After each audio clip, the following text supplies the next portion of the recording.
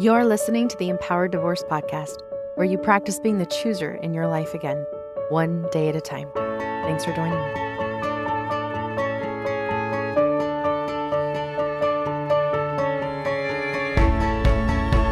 Hello, my amazing, beautiful listeners. Welcome. Thank you for being here with me today.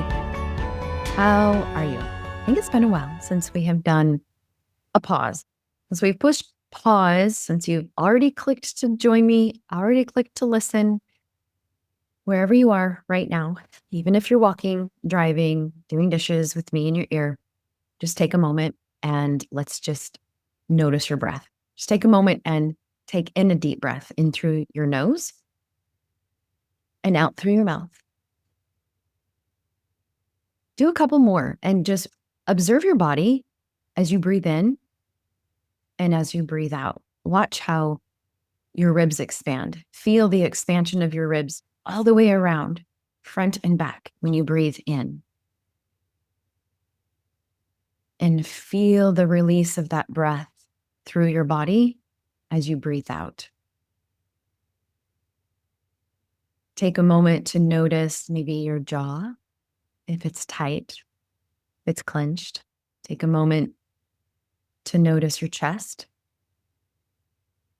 or your stomach.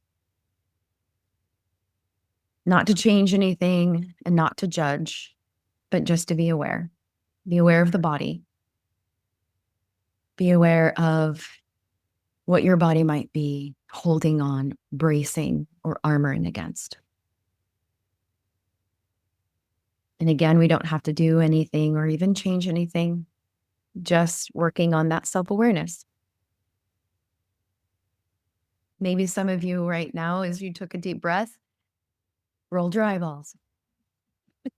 Maybe you took a deep breath, and as you exhaled, maybe the second time, maybe some tears started to fall down your face.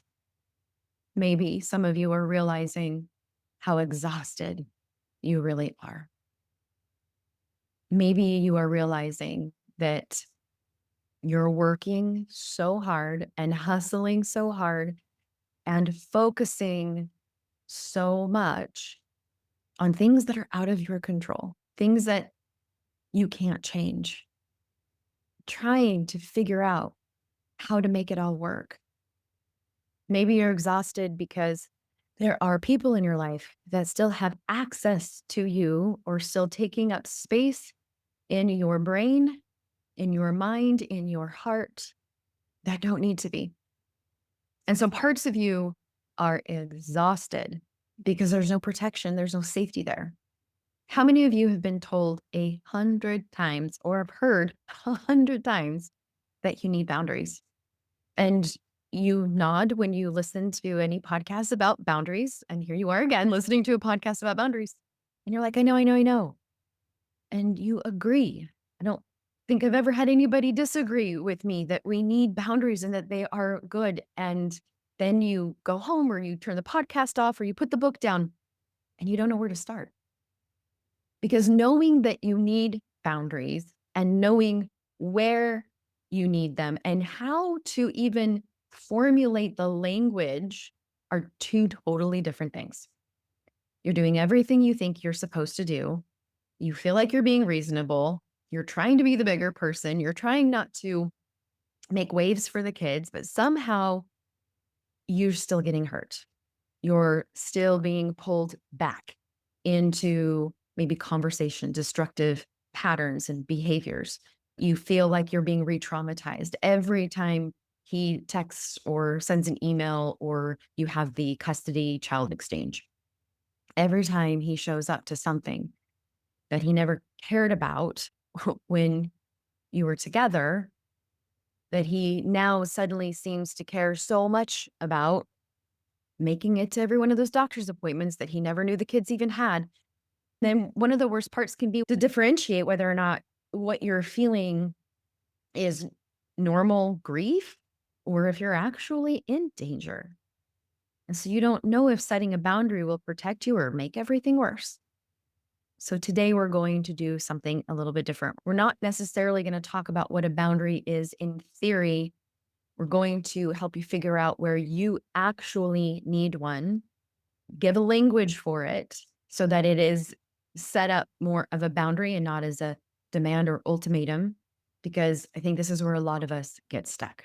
Let's start with one question. And one question that a lot of my clients, when I ask, you can just see their brain just shut down. That's what's going to happen to you when I ask this question. Just notice the shutdown. The question is, how do you know if you need a boundary? Just take a moment and ask yourself, how do I know? How do I know that I need a boundary? What informs me that I even need a boundary? A lot of times this question is hard to answer, or I get that kind of like shut down blank stare, or sometimes it gets misunderstood in terms of what boundaries actually are. So sometimes clients will tell me that they need a boundary, but what I'm seeing on the other end is often, I need this person to stop doing this thing, or I need this situation to change. Boundaries really are established by changing your own response to the situation, not by expecting others to change their behavior to make your situation more comfortable. A boundary is not what you're asking someone else to do, it's what you're declaring you will do. We'll go into more of that later. But sometimes we're just not aware of those patterns, not aware of the triggers, we're not aware of the activation. Especially when you've been living in such high activation for so long, when that becomes the normal, it's hard to differentiate between what regulated is and what dysregulated is when we're living in dysregulation for so long. That's one of the big keys right there that I often see is we're living in such heightened state of hyper arousal, over functioning, dysregulated, survival threat response type energy that has become the norm. It makes it really challenging to see where a boundary is needed to slow that type of energy down. Because what happens is sometimes when we start to slow that energy down, it actually feels more dangerous than the height energy that you're feeling right now. I'm going to go into that a little bit deeper later. Let's talk about the boundary diagnostic. So, how do I know if I need a boundary? Let's start with another question that takes us back a little bit further or a little bit deeper. Okay. We're going to dig to another layer with another question. Where are you leaking energy? Here's the tricky part about energy leaks. Sometimes we don't see or feel the consequences of them. Sometimes we don't feel like they're leaks at all. In fact, sometimes they will trick the body into feeling very alive. So, again, like I was saying, that over functioning, heightened response, fight response can feel very alive, very empowering. The anger, the fight, that perfectly crafted text response that you just spent 20 minutes writing and rewriting to make sure you have a voice, to make sure that this person knows you are not going to buy into their BS anymore, that everything that they are telling everybody or assuming is not right and wrong. The moment you hit send and you feel that surge of there it is. I said it. I needed him to hear. I needed them to hear it. That is justice. That is my truth. I'm no longer going to stay silent. Whatever that is, it feels so good. That surge can feel like thriving. And I remember feeling like this, oh my gosh, so clearly because when you are, those of you that have felt silenced, or those of you that have felt like you're just now coming to awareness and having a language to describe the abusive behaviors that were in the relationship, where you're starting to see those patterns, and especially those that maybe have not seen it, and then post-divorce separation abuse happens, and now you're seeing it. And you're like, what the hell? And who is this person? And your brain's still trying to formulate a language and a reality around it. It feels free. It feels like that surge of energy to call it out, to spew it out, even, and maybe even to call it out to other people. I definitely wanted everybody to know because I felt like everybody was still buying into the mask that he was wearing. So I wanted everybody to know this is what he's really doing. This is what's really happening. This is what's going on. Don't believe it. Don't buy into it. And it gave my body a reason to keep going. to be honest. It gave the energy that I needed because if I stopped and I didn't, then it felt like I would never get up. It felt like I wouldn't be able to go on. I'm saying all of this to validate for those of you who might be relating to this, the reason why this can feel and trick the nervous system into feeling like you are thriving, to feel like you are in a healthy empowerment. There is a power, then there is empowerment. There is a difference. What actually is happening in your nervous system is when you're in that fight mode, is the body is flooded with that adrenaline and the cortisol is pumping into the body. Your heart rate is up. Your muscles are tense. We're bracing. We're armoring. The brain is very hyper focused on that threat, which is them or other people that maybe are believing them in their story.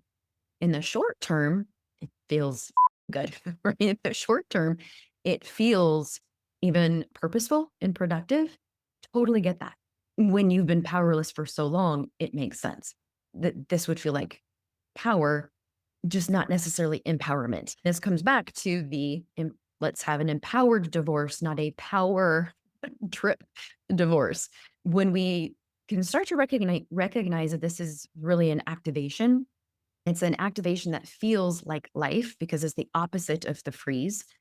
Many of you were in that freeze during the relationship. So your nervous system starts to associate engagement in this way with aliveness, with empowerment, but it is more power because we're still trying to control something, whether it's a narrative, whether it's a situation, whether it's even feelings. There's oftentimes an underbelly of control that's still fueling a lot of this. Every time we defend ourselves or try to explain or justify or fight back, the body is going to get hit with that adrenaline. Then the brain says, this is really important. This is survival. Alert, alert, alert. But here's what I want to say, because standing up for yourself is not wrong. So let's make sure that we're not hearing something that I'm not saying. Okay. Standing up for yourself is not wrong. Speaking truth to abuse is not wrong. Those of you that listen to me know that I am all about standing up and sticking up for that. Okay. Finding your voice after years of being silenced. That's brave. That is necessary. That is part of your healing. If you are just starting to speak up, if you are just learning to say no, if you are just discovering that you have a right to be angry about what happened to you, that is good. That is beautiful. That's important. That's growth. I don't want you to hear what I'm about to say and think, oh no, I shouldn't have done that, or I'm not supposed to, or, what the hell I mean. Okay. Being able to discern the difference between standing up for yourself in a way that moves you forward versus staying engaged in a way and with someone that keeps you stuck. There is a difference. I was trying to stand up for myself and speak up and have a voice and feel the growth in myself around that because that was so important because it was so dormant. But I was doing so with a person that was weaponizing it, that was using it against me, and therefore keeping me engaged and trapped and stuck in a pattern that was re-victimizing me. Because what happens in the nervous system is that it doesn't know the difference between an empowered response and a chronic activation. Every time I kept going back in and back in and back in, trying to get this person to understand truth, reality, my reality, to fight back against the gaslighting and the manipulation and the false accusations, it was chronic activation. My nervous system just knew engage equals adrenaline equals alive. Over time, if we're not careful, the brain starts to associate that engagement with survival. And so every time you respond and every time you defend yourself, every time you explain and justify and fight back, the body gives you that hit. And your brain's like, this is important. This is survival. Stay alert. Got to do it. And that's when standing up for yourself can quietly shift to staying stuck in fight mode. I feel like this is important. And I wasn't going to dive so deep into this, but here we go. I feel like this is important to notice the difference. What an empowered response might look like versus a chronic activation response, because I think this awareness here will help you better determine and answer that original question of how do I know I need a boundary? When we can see the difference between an empowered response that we're having, how to have that empowered response and hold a boundary, or chronic activation, which often means we're boundaryless, but we'll go into that later. An empowered response is when you speak your truth once and then take a step back. If you're having to repeat your truth, a statement, something over and over and over, and you're finding yourself trying to say the same thing, but in different ways because maybe they didn't understand it the first way, or maybe if you say it another way, then that's how, or maybe if you tell another person and then another person tells maybe if you, yeah, once, then take a step back. That is an empowered response. When you feel clear, grounded, maybe even angry, but not obsessive, it's an empowered response. Anger is informational. Anger is usually informing you that a boundary has been violated. We need to be very clear. This is that head, heart, gut alignment in what is the reality? What is happening? Where has there been a violation? What needs to happen? And having an empowered response and knowing that it was is when you can set that down after you've said it.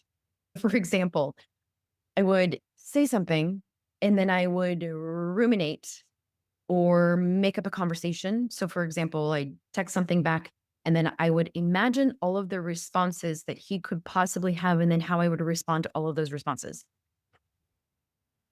Yeah, I'm laughing now, but it was listen, it was very important and it was very real. And it felt very necessary. So no judgment. An empowered response is not checking for their reaction every 5 minutes. Again, I would send the email or send the text, and I would find myself refreshing my email or checking my text to see if he's responded yet in anticipation of what that response might be. Because remember, I've already got my next rebuttal planned out. Your body is activated, it's heightened, it's fueled. It can feel alive. It can keep you motivated. It can keep you folding the laundry. It can keep you working. This is why it's tricky because it feels useful. Because in a way, we're functioning where maybe before we weren't functioning. We were frozen. We didn't have the energy to do jack squat. So we need to notice where this fuel is and what the energy really is. I've done episodes on the different levels of energy, catabolic energy or anabolic. One is tearing down and breaking down literally your organs, and one is building up and restoring. This empowered response is going to be restorative rather than the chronic activation, which is depleting. One more thought on how to know if you are having an empowered response, if it moves you forward, not sideways. If we are repeating patterns, if we're moving back, if you find yourself saying things like, I just can't get out of this, crap keeps happening to me, I keep getting hit, it's one thing after another, I feel like I can't ever be free from this. Those statements that you find yourself saying are key indicators for you to slow down and do a little bit of digging to see, are my responses, is my energy, is it more of a chronic response type energy, or am I in an empowered response energy? Okay, so chronic activation, more of this catabolic, tearing down, breaking down type response. You know that you're here when you keep re-engaging, re-explaining, redefending all the re's over and over and over and over. When you are mentally, like I said before, mentally drafting responses at 2 a.m. or in the middle of work, or when you have your kids and you're at the park and trying to enjoy time with them, but you're on your phone writing out drafts. Like whatever that looks like for you, please try to have compassion here, not judgment. This is an indicator that you're in chronic activation. when you feel like you can't stop checking your phone or you can't stop checking your emails, when you can't stop asking other people maybe questions about him and what he's doing, that activation and that adrenaline and that dopamine that it's giving your body, again, it can feel like it's productive. When the conversations are playing on a loop in your mind, memories, when situations, circumstances, all of those just keep playing over and over in a loop. We're in chronic activation. It's can feel, like I said, powerful in the moment, but exhausted after.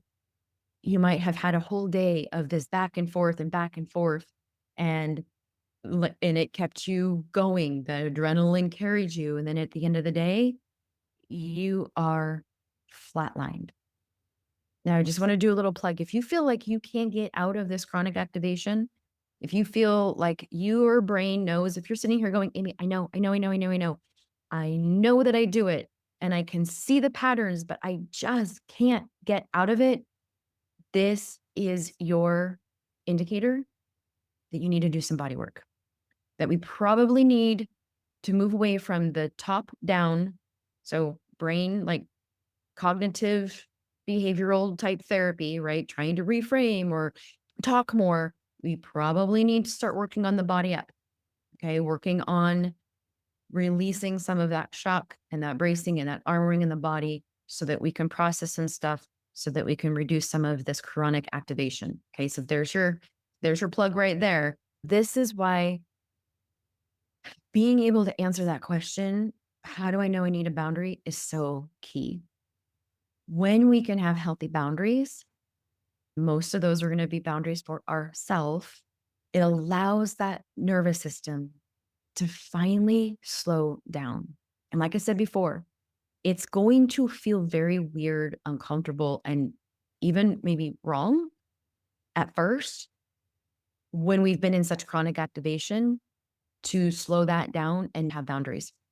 I'm sure I've mentioned this before, but when I did this, when I stopped texting, I'd actually hired the lawyer to do all of the communication. I legally felt even safe, like no contact. I didn't have to respond. For me, that was the big deal, is because I always felt like I had to respond or it was going to legally bite me in the butt and I would lose my kids, blah, blah, blah. When all of that communication got shifted to my lawyer, I knew that I didn't have to text or respond. That's when I had my aha moment and realized how much I was living in chronic activation and how my nervous system became reliant on this type of interaction, because I found myself habitually picking up my phone and waiting for the message, picking up my phone and waiting for the email, picking up my phone and waiting and waiting and waiting. And then thinking about, what is he thinking about this? What is he saying? Is he blowing my lawyer up? What? Blah, blah, blah, blah, blah, blah. That brought some tears.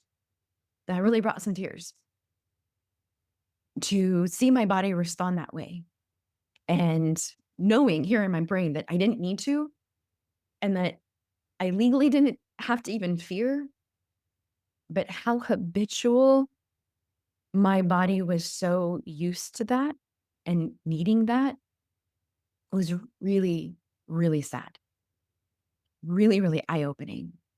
But it's hard to tell yourself that you're not in danger anymore. I filed, I left, I'm divorced and separated. It's over. The immediate threat's over when it isn't, because for most of us, that post separation abuse gets worse. Things aren't, quote, better. The nature of the threats change. You're not living with them anymore. You're not waking up every day wondering what mood they'll be in and how you're going to walk on eggshells or how you're going to navigate just your way around the house, whether or not, I'll speak for myself, whether or not I can vacuum today. Is he going to be gone? Can I play music in the house? Like I wasn't in that type of threat anymore. Those daily type threats are over. But for many of us, it doesn't get better when we decide to leave. It's different in some cases, but for a lot of us, it got worse. The abuse didn't stop. It just shape shifted. Now it's coming through the court system. It's coming through the legal battles. It's coming through the text messages. It's coming through your children, where he's weaponizing children, financial manipulation, spreading lies and rumors about you. And so now you have other people that are judging you or saying things to you that are just like absolutely asinine. all of those threats from their attorney, the threat of, like I mentioned before, all of a sudden trying to become father of the year in front of the judge. And you're just like, that's not how he was. When I say that you're in chronic activation, I'm not saying danger's over. You shouldn't be in that chronic activation. I'm saying that your body is in that constant high alert because the threat is still going. It's just in a different form.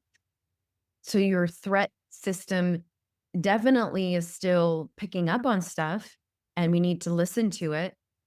We just have to be very, very intentional and boundary to give that nervous system rest, because when you aren't in the same house and when you don't have to talk all the time, when you can create more boundaries, we're going to take massive advantage of that time to slow the nervous system down, to break up some of that activation.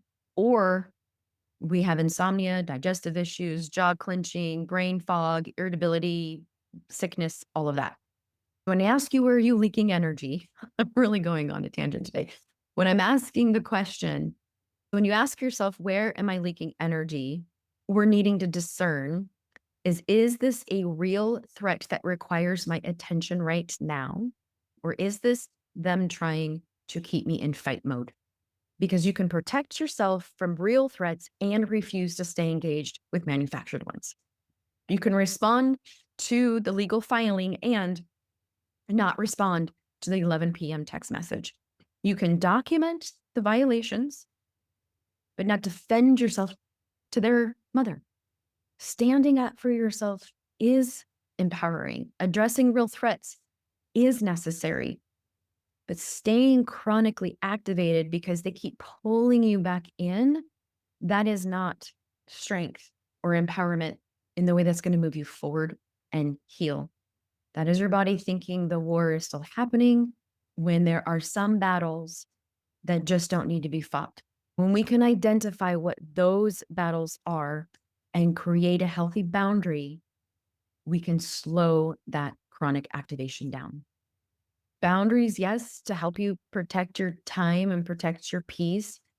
I think here today, and how I'm approaching boundaries, is how can we and what boundaries can we implement to help protect your nervous system, to help your nervous system stay regulated through the war and know when it's over. What are those energy leaks? What are those places that you are giving time and attention and emotional labor that you don't have to give, and that is draining you? And I'm looking at the time and I'm like, okay, I think this is going to have to be a two-part episode. I don't, because I don't want to overload your brain. So I'm just going to go ahead and decide right now we're going to have to make this double episode. And I think this is good because maybe taking this week to identify some of these energy draining moments before we dive into the boundary and the formulation of it, and how do we know and how do we decipher all of that? Okay. So where are you being drained? Are you still explaining yourself over and over? Are you responding to those text messages? Go back to that list I gave you. Am I having an empowered response or am I giving a chronic response? And just take the next few days to observe. We're stepping into that first pillar of healings, which is awareness. And we're just starting with becoming more self aware of your energy leaks. Where do I have a leak? Am I defending my choices to him, to family, maybe even to children? Am I spending time on social media, maybe defending? Am I spending time on social media, checking his social media out? Where are those leaks? If it's not healing, if it's not grounding you, if it's not moving you forward, but keeping you in a relationship with him emotionally, psychologically, mentally, and energetically, then we probably got a leak. So identify what those leaks are, make a list. The next question, where do you feel trapped? Trapped doesn't always mean physical danger. It means the emotional captivity kind of trapped. You can't move forward because they keep pulling you back in, or parts of you are pulling you back in or keeping you tied. It goes back to that analogy of the rope. Where might we still be picking up the rope that is still tied to them? What are those traps? Being able to identify where you feel trapped and where you might be getting getting trapped will help you identify where you need a boundary. Again, help answer that original question. Maybe he texts you late at night and you feel like you have to respond. Maybe they show up unannounced and you don't let them in because you don't want to seem difficult in front of the kids. Or they keep asking you to change the parenting schedule. During kid exchange drop-offs, they corner you into a conversation that you don't want to have or that isn't legally appropriate to have at that point. When maybe they bring up the past, maybe they start attacking you about the children. There's a lot of legal traps when you feel like you can't make a move without fear that they're going to take the kids away or needing approval or they're worried about their reaction. Identify where you feel trapped from just living and existing and being and feeling that sense of freedom. The next question to ask yourself to help identify where you might need a boundary is, where am I afraid? Fear is information. It's telling you where you feel vulnerable, where you might feel exposed, where it doesn't feel safe. That is going to help you know where you need a boundary. Some common fears that I think a lot of people have during or after divorce is afraid that they'll use kids to manipulate you, afraid that you'll lose custody completely, even afraid of the 50-50 that a lot of you are up against when you've had your kids 100% of the time. You're afraid of what that looks like, afraid of what they'll do if you don't respond to the text or don't respond the right way, afraid of enforcing the parenting plan that you do have. Will they retaliate? Afraid of what people will think by holding to your boundaries, afraid that the kids might not really understand why you're doing the things that you're doing, afraid that they'll take his side, afraid that they'll think you're the problem, that you're the one that's wrong, especially when they're over on the other side still looking like the good person, afraid that they'll make your life even harder if you don't accommodate, if you say no, if you don't respond.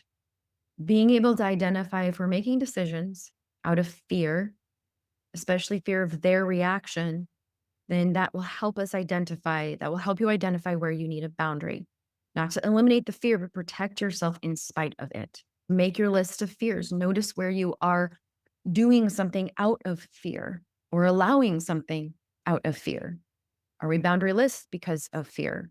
The last question to ask yourself, and this one might sting a little, but it's really important. Where am I still hoping?